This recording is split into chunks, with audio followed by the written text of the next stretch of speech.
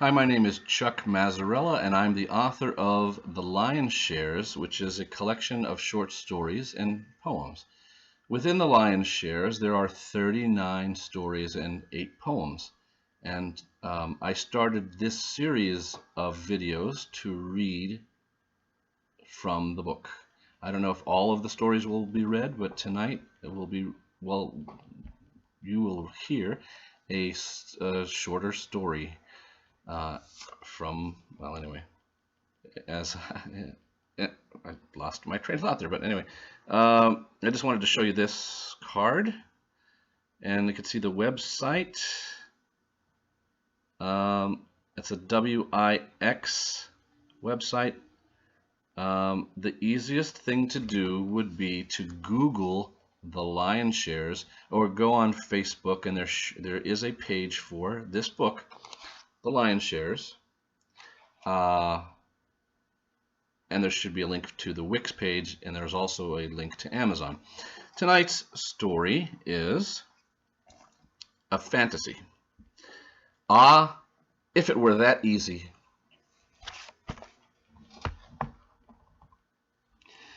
To write that I do not have a life is very incorrect. I just often think of the life I would like to have. I will be honest. I have seen opulence and people who live in squalor. Homeless men have shared their thoughts with me, and I am proud to have met them. Compared to others, I have all that I need to live a nice existence, and rarely did I have to struggle. But somehow, I still have a dash of regret. Did you ever feel you should have been born at a different time? Only slightly do I regret not being born about 15 years earlier. This pertains to the fact that it would have been amazing to hear how music changed so much, and to have had the opportunity to see some of my favorite rock musicians live at a haze-filled concert. Maybe I would have taken a trip too. It is possible that I have as I stray from this point. Simply put, I wish I was wealthy monetarily beyond my imagination. Introspectively, I can see I am fortunate to have the life that I have, and realize improvements are always good. As previously touched on, I know my life could be worse, but it also can be indescribably amazing. Wealth and happiness, is it possible to have both? I in this believe. This is why I will write myself a daydream, as it takes physical form compared to my thoughts and spoken words. Perhaps I can make the life that I long for appear. You also must have thought about this. You also must have thought what it would be like never to have money concerns again, to be able to purchase whatever you want and visit whatever dream town you are eager to see. You could just go. If I had more than $20 million, I do not know where I would put it. Are those offshore banks safe? They must be, because many wealthy people have to put their money somewhere and trust them. I like to know my money is accessible and would be refunded by the government if some were stolen. FDIC would pay us $100,000, but it should be a lot more. Nonetheless, I would have about 97 checking and savings accounts, buy multiple CD securities of deposit, and need help organizing all those ATM cards. That is a lot of wallets. Perhaps I would spend money regularly or on a whim.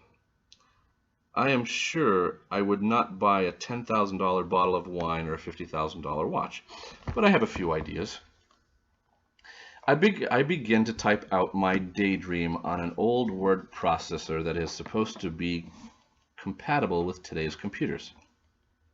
For motivation, I surround myself with the ritziest items in my meager apartment. I lock the door, turn off the phones, and begin to relax. Chilled wine is poured into a crystal glass, one that is 24% lead-based Austrian crystal, purchased at a price you would at least expect. Having already made an enjoyable trip to the kitchen, I place before me assorted delectables, various cheeses, Italian cold cuts, grapes, a crusty bread, quality olive oil, and rather expensive olives. To think the part, you must pretend to live it. Only classical music, jazz, and some other older rock randomly spin in my multi-disc CD player. Some good scotch chills in my freezer as I proceed to list the necessities of a wealthy man. Houses, cars, and jets would drain your funds quite easily. Think small houses, away from the beach or city, an RV perhaps. From times of previous analysis, I have decided I would need at least 6 to 8 homes, in addition to improving my current homestead and buying out the neighbors to expand the grounds. I would be paying property taxes in Maine, one of the Carolinas, in a Midwestern state, and in Northern California. The Southern Pacific, South Africa, and 2 homes in Europe would be where I would initially want to be able to kick off my expensive shoes and enjoy my view. Each house would have to have at least a 5-car garage, for I know I could easily fill them, cars being my biggest expenditure. Can you think of a piece of machinery that typifies so many great aspects of the country where it is made? My father instilled in me a lust for cars, spoiling me as we gawked at all the entries at various car shows we'd attended while I was a boy. Automobiles are practical, aiding in transporting us where we desire to go. They are the epitome of complex technologies of our society, and a few are breathtakingly beautiful as a form of art. Your head must have twisted a few times in your life when you saw that really nice looking or bizarre car or truck. I would purchase sports cars, luxury sedans, and a few luxurious SUVs or SUSs. Most of the cars I desire will soon be considered classics. A few are antiques. I would drive them too, enjoying them for what they are. They certainly would not be investments, as I am already rich and want to have the fun of the rich. At least one car that would probably stay where I bought it would be a Holden. They are made in Australia. Yet to have a car made in a foreign country shipped to the USA is also a sign of deep pockets. This too I would insure. A small fleet of cars would be mine, to include a Accord, a few Cadillacs, a Maserati, a Ferrari, a Porsche, and a DeLorean. Other well-known and obscure names will also be in my collection. I will need to find several trustworthy mechanics or hire my own and build a functioning garage. I would travel any time and would not buy a jet, but would be able to afford first class anywhere or the next flight to. Food would also be a big expense, followed by electronics, clothes, furniture, topiary, several in-ground pools, and a few watches and rings, not to be worn all at the same time, however. The key perhaps is to not look fabulously wealthy, but be low-key and wow them when you pay in cash for anything you want. Despite what consumer experts say, cash is still king, the true sign of wealth. Think of this: computers crash, Power goes out, cards get scratched or stolen. Numbers on a bank statement or monthly statement can be impressive. However, always remember no one refuses cash. A slight hint of an old oak barrel presents itself to my taste buds and is offset in a pleasing way by the saltiness of the olives and the sharpness of the cheese. I complete the circle by munching on a few grapes before I again sip the wine as it naturally makes its way, to my dismay, toward room temperature. Do they have glasses that keep the wine cool no matter where you drink it? Yes, they are called thermoses. I would want a nice glass that stayed cold. I will buy it unless they have not been invented yet. I like all my wine cold and order white with beef Wellington and red with orange Ruffy as wine stewards walk away from the table muttering to themselves, "I don't care, I'm rich. Here is your pittance of a tip. Spend it well," I think to myself, refraining from uttering it out loud so no one spits in my au jus sauce or sneezes on my escargot. All who accompany me would eat well. I may want to consider buying exercise equipment, as the Henry VIII look is no longer in. Though my mind may drift into the stratosphere of dreams sometimes, my heart is usually in the right place. Those in need would benefit from my wealth. A foundation would be set up, grants, and 1% loans would be accessible. I would make a difference, small or great, with one or a few, and that would be the true power of money at work. Though at times perched high aloft I may be, a caring eye with rolled up sleeve would be mine to offer as well. Just from where would I seek trusted financial and legal advice? I wonder. I do not foresee the possibility for me to earn, win, or be worth more than $20 million. I would have trouble managing that. Well, maybe not. What do those among us who have billions do with all their spendola? Some citizens in our country can absorb the debt of many cities, school districts, and towns and still have billions that will make money for them. With one large purchase, it is, if this were possible, any of the world's mega ultra wealthy could buy a country, a sort of fixer-upper. This is true if several pooled their capital. Do you think I'm kidding? So I stick to my $20 million.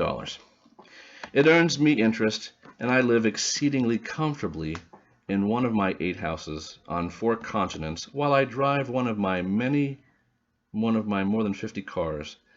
As I pen this, I recline with a view of pine trees while smoke curls up into the winter sky from the chimney of my New England study.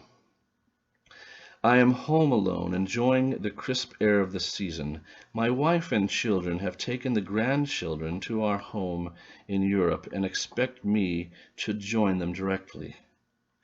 We will all spend time there and in South Africa and Sydney before returning to our home on the Outer Banks. The roads here are passable, and I earlier returned from a jaunt to town, allowing my DeLorean and my heart to get a little exercise. I do have my winter tires on this year. I like the reaction of kids in the parking lot as I slowly find my space and park. Heads turn, and that is fun for me and the onlookers. Maybe I will buy some more land and build a course where people could drive some nice cars. Knowing my lawyer, she would talk me out of that risky venture in this age of litigation. So besides traveling, reading books, and listening to music, what do those of affluence do to pass our time, you wonder? Like you, we read the newspaper with bifocals at the tips of our nose. enjoy parties, watch TV, and take leisurely walks in gardens or parks, whatever it is that you own or have access to. I am kidding. Who doesn't like it to enjoy a different view and smell a flower that is still in the ground now and then? We all have our little hobbies, some of us collecting buildings. My wife and I have more down-to-earth interests. I collect coins, firearms, cars, and books. I also like to cook, but am sometimes discouraged at the result of the recipes. My wife is the real chef. Yes, we do own a few restaurants and bars, and she can easily run one today, as that is what she used to do. Besides relaxing on the beach, strolling past monuments and paintings, and spending time with our children and grandchildren, my wife loves to be in the kitchen. She is a far better cook than I. She learned that from her mother, who still gets miffed if too many people are in her kitchen while she's baking. My mother-in-law must think people are going to get in her way, will distract her, or may want to help. Yet for some reason she would allow me in a little longer as she rolled her dough. Perhaps it was because I was dating her daughter, or liked cookies and knew how to schmooze. I still can schmooze well. But a time would come when her daughter knew it was time for us to leave, as her mother furiously baked 15 different types of delicious Christmas cookies. My wife is happiest in the kitchen, and I seem to be happiest in the garden or in a car, hoping not to have to work at either. Music and nature are my two passions. If I had to choose two, to me, life would be diminished without either. Without both, I would have to enjoy food and drinks and learn Braille. No offense to anyone. In my study, surrounded by carved wood and leather, a fire ablaze, and books in the library, I wonder what my family and I will do in Europe.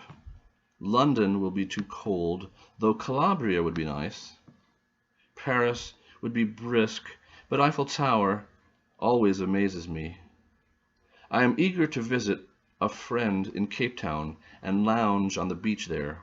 I have yet to visit Robben Island, where the wonderful Nelson Mandela spent so much time in profound thought and captivity.